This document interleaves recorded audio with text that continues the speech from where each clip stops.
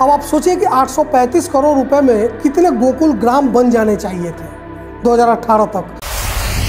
दिसंबर 2018 तक सिर्फ 1.3 सवा करोड़ पशुओं को नकुल स्वास्थ्य पत्र मतलब पशु हेल्थ कार्ड दिया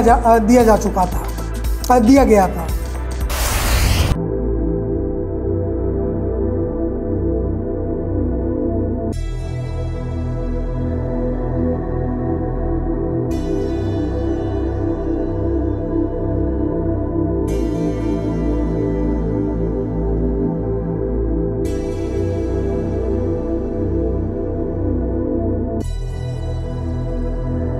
गाय हमारी माता है, लेकिन इनको कुछ नहीं आता है, इसलिए कि गाय के नाम पर इनको सिर्फ राजनीति करनी है।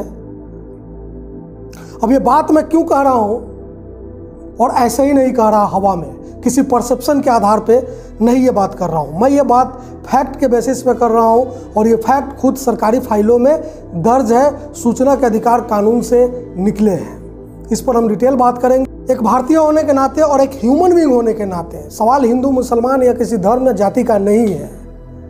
एक इंसान पैदा होने के बाद अपनी माँ के दूध को पीकर ही जिंदा रहता है। विज्ञान भी इस चीज़ को मानता है कि माँ का दूध सर्वोत्तम आहार है।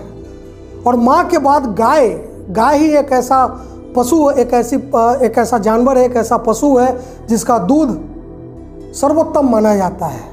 और उस दूध को पीकर बच्चे मजबूत होते हैं, इंटेलिजेंट होते हैं, उसमें जो प्रोटीन होता है उससे उनके दिमाग का अच्छा विकास होता है। शायद ये वजह भी रही होगी कि गाय को माता का दर्जा दिया जाता है, और इसमें किसी को कोई आपत्ति नहीं होनी चाहिए। इनफैक्ट गाय को राष्ट्रीय पशु बनाया ही जाना चाहिए, इसमें भी कोई दिक्कत नहीं है, और इसके लिए कोई इतनी भूमिका बांधने की ज़रूरत नहीं है। गाय का विकास हो, गाय का संवर्धन हो, गाय भारतीय अर्थव्यवस्था का केंद्र बिंदु बने, इसके लिए इनके पास कोई योजना नहीं है, कोई इंटेंशन नहीं है इनके पास, मतलब मोदी सरकार के पास। लेकिन गाय इनके लिए वोट पैदा करने की मशीन है। इस चीज़ को बार बार गाय के नाम पर, गोरक्षकों के नाम पर समाज में जातीय, मैं कहता हूँ न सिर्फ धार्मिक बल्कि जातीय विद्वेष भी फैलाने का काम। जब मैंने कहा, जो थंबनेल हम लोगों ने बनाया और उसमें लिखा कि गाय माता है लेकिन इनको कुछ नहीं आता है, इसलिए कहा क्योंकि 2018 दिसंबर 2018 में, ध्यान दीजिएगा, दिसंबर 2018 में आरटीआई से जो दस्तावेज निकले, वो जो कहानी कहते हैं उसको सुनकर आप भी मेरे साथ यही कहेंगे कि गाय के नाम पर भाजपा के लोग गंदी राजनीति कर रहे हैं। मैं आपको कुछ डिटेल बताता हूं। 2019 में मेरी एक पुस्तक आई थी, वादा फरामोशी, जिसमें मोदी सरकार की 25 योजनाओं का आरटीआई के जरिए एक एनालिसिस किया गया था। उसी में एक योजना थी गाय के ऊपर भी, और उसमें मैं आपको बताऊं, जब आरटीआई से कुछ चीज़ें पूछी गई तो जो चीज़ें निकल कर सामने आई थी वो मैं आपको कुछ पॉइंट्स बताता हूँ। जैसे 2014 में जब मोदी सरकार सत्ता में आई थी पहली बार, तो एक स्कीम इन लोगों ने शुरू किया था, गोकुल ग्राम। गोकुल ग्राम मतलब गाय के लिए, गाय के रहने की अच्छी व्यवस्था और सारी सुख सुविधाओं से सुसज्जित एक जगह, एक ग्राम, गोकुल ग्राम।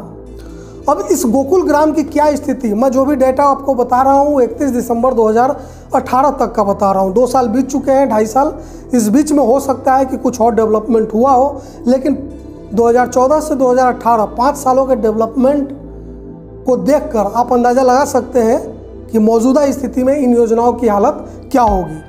मैं बता रहा हूँ गोकुल ग्राम, ये इसका भी मकसद बड़ा अच्छा था, गाय का संवर्धन, विकास, दूध उत्पादन का विकास, इससे किसानों को, जो गोपालक हैं, उनको फायदा हो। अब आप सोचिए कि 835 करोड़ रुपए में कितने गोकुल ग्राम बन जाने चाहिए थे 2018 तक। जो हमारे पास डेटा आया, जो आरटीआई में कागज़ आया, वो बताता है कि 26 नवंबर 2018 26 नवंबर 2018 तक पूरे देश में सिर्फ 4 गोकुल ग्राम बनाए जा सके थे। इनिशियल जो प्लानिंग थी वो कम से कम 20 बनाने की थी, लेकिन 5 साल में सिर्फ 4 गोकुल ग्राम बनाए जा सके थे, वाराणसी, मथुरा, पटियाला और पुणे के नज़दीक। एक और काफ़ी दिलचस्प और दुखद, मैं उसको दिलचस्प से ज़्यादा दुखद इन्फॉर्मेशन मानूंगा आज की स्थिति को देखते हुए। जो डेटा उस वक्त हम लोग को दिया गया था उसमें बोवाइन एनिमल मतलब जो दुधारू पशु हैं, जिसमें गाय भी है, भैंस भी है, ऐसे करीब 9 करोड़ 90 मिलियन मतलब लगभग 9 करोड़ के पशु थे जो दुधारू हैं, दूध देते हैं। ये मैं दिसंबर 2018 की बात बता रहा हूँ। तो मोदी सरकार ने एक योजना शुरू की थी, नकुल हेल्थ कार्ड। पशुओं को हेल्थ कार्ड मुहैया कराना था, एक एक पशु को। इसको नकुल स्वास्थ्य पत्र कहा गया था।